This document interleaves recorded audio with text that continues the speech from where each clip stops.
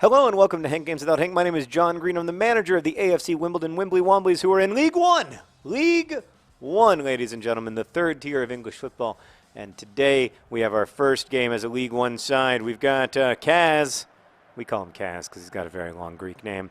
They're in central midfield along with Hell's Pels, who scored the goal to win us the Community Shield. Up front, we've got John Green and John Green, two men who love each other on and off the pitch. And in the goal, of course, Seb Brown. Seb Brown, who in 2011, Meredith, I don't know if you know this, saved 2 penalties against Luton Town to send us into the Football League. And then, just 3 short years later, saved 2 penalties against Manchester City in the FA Cup final to make us heroes to all of Wimbledon and FA Cup title holders. It's a beautiful day. Beautiful day. Here we go. First home game in the new season. We're on professional skill level. Look at the passing. It's just significantly improved. And we're gonna, oh wow, this is scary. But we're gonna have some challenges. We're gonna be okay. Today's topic comes from Scott. Scott says it's also a Project for Awesome perk, so thank you, Scott, for donating. Scott says, how do I let my parents know when I'm ready to move out on my own when they clearly don't think I am? That's a great question, and I don't have a good answer. But I guess my best answer is you just got to show them this video, Scott. Oh, man, John Green was ready. But so was Kaneki. So now, parents, I know that it's a weird thing to hear this while you're watching a grown man play third-tier English soccer in a video game. But, yeah. So I understand. I'm a parent myself. I understand why it's difficult to let go of your kids. But it's also really good. It means that you have more time, which is nice, and then also that your kids can grow up and become productive adults and eventually take care of you. That is the goal, right? That eventually they will care for you in your old age, and that you can move in with them, or that they can pay for a super fancy old folks home. That's all my parents can hope for. There's no way that they're moving in with me. You heard me, Mom and Dad. Look, I think it's a mutual conversation. Like, I think that you have to talk to them and say that you're ready for more independence than you have. But you also have to kind of prove readiness, right? I mean, you're ready to move out on your own when you can afford to move out on your own. And until then, it really is their decision. Like, if they, if you can't find a way to do it without their financial help, then they do have some say in whether it happens. I moved out when I was, I went to boarding school, but I moved back home after college, and I stayed for a while. And my parents were really ready to get me out of the house, I think. Like, I think they saw it as a part of my emotional development that I needed to make, and they supported me only for about 6 weeks, but they did support me for my first 6 weeks after I moved out while I was getting a job in Chicago, and that was really, really important, and I'm very grateful to them for doing that. But you can't offside. You have to have that discussion with your parents, and you have to have it in as open and honest a way as possible. And I know that sometimes it feels like your parents treat you like you're not a real adult, or they treat you like like they treat you like you're still that 12-year-old that they remember. But, like, first off, you kind of are. I mean, at least you are to them. That's their reality. Seb Brown! Right? So you have to honor that reality a little bit. Like, you have to understand that you are a lot younger than they are. And, to them, you still have a lot of quite a process of maturation to go. Whereas they have to honor the fact that, like, to you are an adult, and also probably in the eyes of the law and the broader social order, you are an adult, and certain adult things are expected of you. And if you can do those adult things, then I think there is kind of an obligation to kind of let you do them. But I think it's difficult, and so I think the only solution, I know that I say this every time, I know that it's annoying to hear it, but, like, I really believe the only solution is to try to, like, talk openly about it, and that's not easy to do.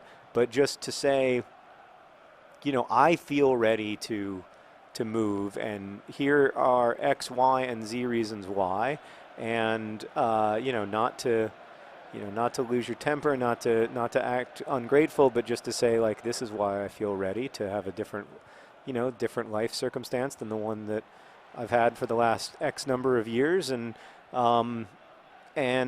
I think I can, you know, if you're asking your parents to support you, I think, like, it makes sense to give them a time frame. Like, I think I can achieve financial independence in X. If you're doing it without financial support, I think you should just say, like, I'm moving out because I am an adult and I can afford to do so, and that is my choice.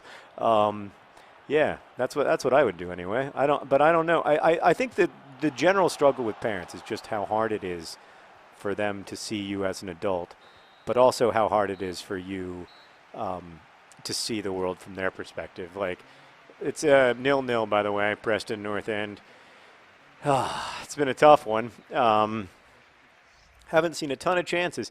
It's funny, against Cheltenham Town, I was like, this professional skill level might not even be hard enough. But suddenly against Preston, we are really struggling to make opportunities. So I don't know what we're going to do, but I assume we'll figure it out. We're smart guys. That's a nice unnecessary slide tackle. That's a good start to the half. I like to see those. But maybe we need to, just count on C. Arthur, B. Arthur's brother. Oh, no. That's a great job, though, until then. How about a nice, piercing through ball from Kaz? That's what I was thinking would be fun. But Kaz is so fast. Kid's got mad pace. By the way, all of our new players are like 16, 17, or 18 years old, Meredith, because we're investing heavily in youth. I'm not trying to build AFC Wimbledon to be a successful team this year. I'm trying to build AFC Wimbledon to be a successful team in 20, 30, 40 years. That's the real key to success. And I'm not like Jose Mourinho, you know, buying the most expensive players, playing them until they're old. Like, I want to have some young talent on this club. We did shore up the defense with a couple of older Brazilian lads, but in general, I'm trying to make I want to have the youngest team in the Premier League in 3 years. That's the real goal. I'm not going to lie to you. I'm not going to deny my ambitions. I want to go up year after year after year until we're playing with the best clubs in England. I think that would just be magical. Get that ball. Oh, he just got absolutely slammed. I hope that you get in trouble for that. Hey, Hurst. More like hey, worst. Anybody? Hey, worst. Oh, they're making the double substitution. Professional managers do that a lot. Let me see if maybe I've got one of those in me. Oh, no! No! Oh, he's injured. I hope it's just an owie. Oh, boy. Well, now now I feel like we have to pull off both John Greens so that the one John Green can comfort the other. And then we're going to bring on Gold. He's just solid gold. And then I feel like this game needs something else, but we don't really. Well, maybe some Les Moore, and take off Kaz. Les Moore, he's the kind of guy. Actually, I think we should put Les Moore. Les Moore has. Don't you think? I don't know why Gold is becoming our captain, 17-year-old captain. I feel like Les Moore has the. He's not technically a striker, but I feel like he has a better eye for goal. So we're just going to make all three of our substitutions because that's what the real teams do. It's been a difficult day for C. Kennedy, only 50% of his passes, and he has that horrible, unfathomably terrible haircut. Yeah, so I think like all you have in this situation is like the ability to have an open and honest conversation, and you just have to take that. You have to take that opportunity, even though it's difficult. Why are my shots so fast like that? Like they're like boom, all of a sudden they're like, I don't know. Is that part of professional skill level? Maybe somebody in comments can explain it to me. But it's fun. I like it. Although it seems like it's hard to make them not go over the goal. I'd like my shots to not go over the goal quite as much if that's possible. More of a shots that go into the goal. That's really what I'm looking for, is to maximize shots that go into the goal. Oh, look, it's C. Arthur. C. Arthur, B. Arthur's brother. He's crossed it in the box. Oh. You could see how bad Les Moore wanted that, or Green Eggs and Sheringham. I don't actually know who it was. But, I mean, look at Girls Just Want to Have Fundingsrud with a great play. Girls Just Want to Have Fundingsrud is a big, strong, terrible run. Big, strong man. Big and strong and tough and bad. Girls Just Want to Have Fundingsrud he is like hard. You know what I mean? Like, he's just like, you don't mess with him. You see him in a dark alley and you're scared. You feel actual physical fear. Here he is. Here he is. Oh, I'm sure the Preston player's like, oh, I can take him on. Actually, he can. He can beat him for pace. That's not good. Everything worked out. Nope. Still not clear.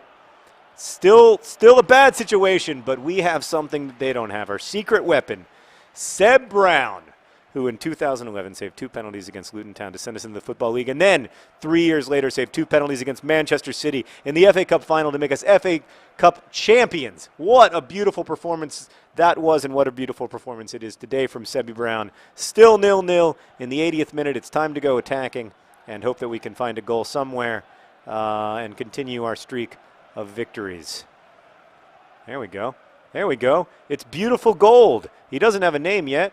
Oh, get there! He's just fast enough. Oh, I don't know about my strategy of just always crossing it into the box, Manchester United style. But I also don't know about any other strategies being any better. I'm going to go all out attacking now. Time to go all ultra attacking. We got to get the ball back. Got to get the ball back in 5 minutes. Anyway, I hope that it works out with your parents, Scott, and generally people who are having parental struggles. I know that stuff can be hard. Oh, there he is. He's league best in assists, Mr. Gold. He's got 3 assists already this season. All right, they're doing their last substitution to try to kill some time. I don't blame them because they're up against the Wimbly Womblys. We're the far more threatening side. Come on, we got to get the ball. We can't win without the ball. We can't win without the ball, guys. Oh, boy. Oh, boy. There's a little bit of possession, but probably not enough. And indeed, it's looking bleak for the AFC Wimbledon Wimbly Womblys. That's it. Wait, oh, it was offside. We might have one chance to go up the line. No, we don't. Well, it's the standard Wimbly Wombly 0-0 draw, my friends. Who's that nice-looking gray-headed gentleman? What's his name? Can I see the back of his jersey, please? Oh, Kennedy's hair got in the way. Oh, gosh, I didn't win a game and I had to see Kennedy's hair. It's been a terrible day. Best wishes.